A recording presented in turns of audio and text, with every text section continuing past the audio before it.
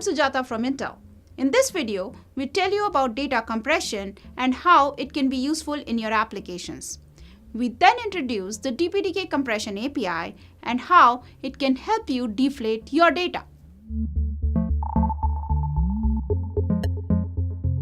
Big data workloads generate massive quantities of information that need to be sent across the network and stored on data servers, making compression critical. This results in two use cases for compression, which can be served by DPDK, networking, and storage. Compressing data before it is transmitted reduces the load on the network, therefore increasing the available bandwidth. The storage use case is concerned with saving the data onto persistent storage devices as well as hard drives. If this data is compressed, it allows for greater file system efficiency as well as the obvious saving of space. There is a DPDK API called CompressDev that addresses these use cases by enabling an application to compress and decompress data. It was released in DPDK 1805 and has a wide range of features. It supports the compression algorithms Deflate and LZS as well as choice of compression levels depending on whether your use case requires high compression throughput or a high compression ratio. It allows a compression application to interface with either a hardware or a software compression engine to execute data compression.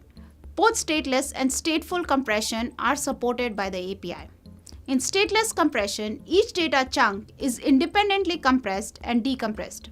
This facilitates high throughput as many operations can be carried out in parallel. In stateful compression, one data chunk can be compressed better by using the data gathered during the compression of the previous data chunk.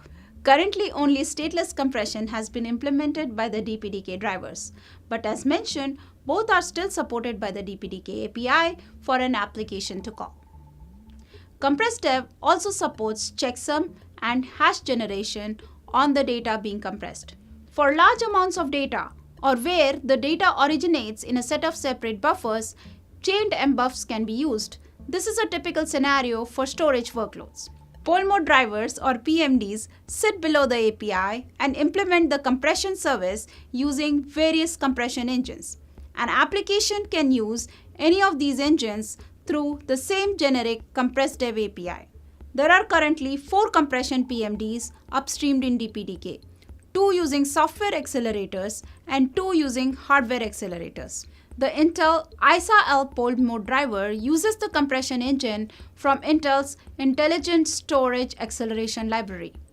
This library can run on any platform but is optimized for best performance on Intel CPUs. This PMD can achieve best compression ratios when paired with Intel CPUs with the AVX512 or AVX2 instruction sets.